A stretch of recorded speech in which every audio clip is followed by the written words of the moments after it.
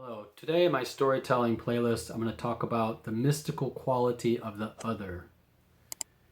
So, if you don't know, I live in South Korea, in East Asia, and I'm an American.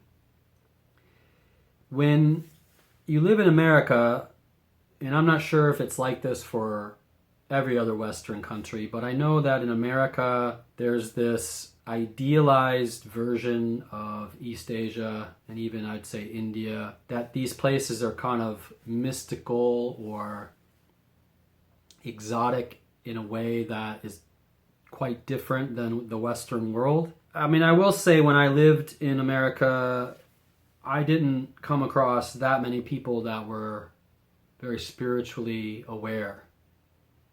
A few, and usually when I came across them, they became a friend, or we had some kind of connection. But if I think about all of the people that I came in contact with in the 30-something years I lived there were very few that were kind of spiritually awakened. Now, that's not to say they didn't have religions or things like that, but I think a lot of people in the US are searching for meaning. Now, it could be this way in the UK or Australia or somewhere. I'm not sure. If you think that it is, you can comment in the comments. But I remember there being a lot of people that would kind of go through these kind of spiritual, I don't want to say templates, but they'd be kind of New Age, then they'd go into Zen Buddhism. They'd kind of go through these different, almost like wearing different skins of religion or spirituality, kind of searching for something. And in some ways I am also that person to a degree, although I think that I have gone a little deeper than some people have.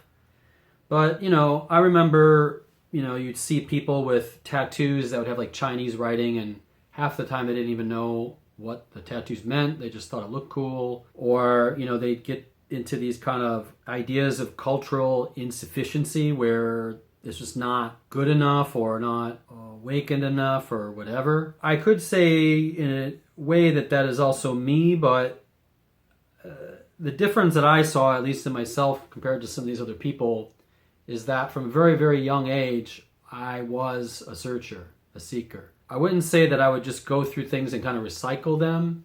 It was more of this kind of journey, and if I was reading a different book or experiencing something, I'd kind of adapt that into my worldview, but it wouldn't be where I'd just kind of jettison or reject it. And I think that in some ways is kind of a bad thing. I had a mystical awakening when I was in my mid-20s, which really created a lot of upheaval in my life. And for a few years, I was still living in America, but the longer that I was there, the more I felt out of place. And I know I needed some kind of next step.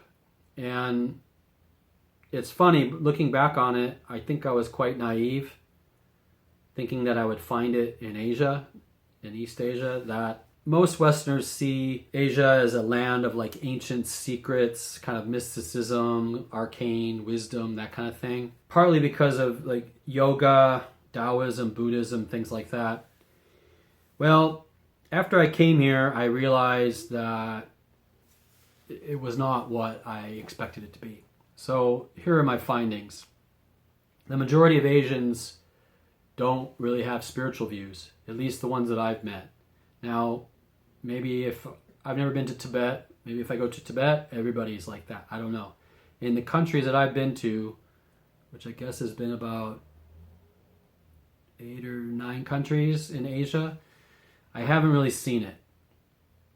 And in Korea, it's even worse to a degree compared to the other countries. I feel like a lot of Koreans are atheists.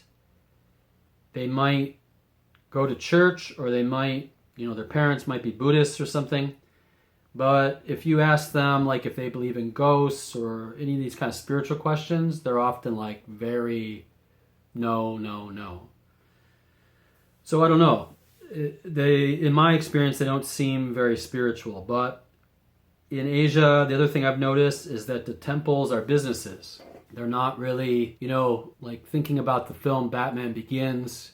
He goes to Ra's al Ghul's assassin temple, and it's this like place up on a mountain, and it's all hard to find, and you got to bring this flower to get there, and it's very sort of Orientalism. I have not seen that in Asia. All the temples are for tourist attractions mostly. I mean, I think there are a few that you can get off the beaten path and do like a temple stay, but even that is kind of like an organized thing. It's not like I brought this flower, you know, I went up this mountain and, you know, I risked my life to get here, you need to teach me. It's not really like that, at least that I've noticed. Even the monks are different. You know, you see monks with cell phones, you see them smoking, they're wearing, you know, they have their gowns, but there's always like weird accessories, bags. I don't know, it's just not, you see photos of it when you're in the West and you think it's very kind of mystical, but it's actually very, I don't see it as that different than someone in the West wearing kind of a priest's outfit. You see that person walking down the street, you're like, oh, there's a priest. You don't really think that this priest is like doing exorcisms or, you know, that he's doing all these crazy spiritual things. You just think, oh, he works at a church. I have been to a lot of Korean temples, and most of them are kind of day trips, and you go and, I don't know, I like them for the natural quality. There's a lot of good nature. But like I said, there's often a lot of tourists, and you know, all these buses go there and let off all these people, and they're just not that mystical in my opinion.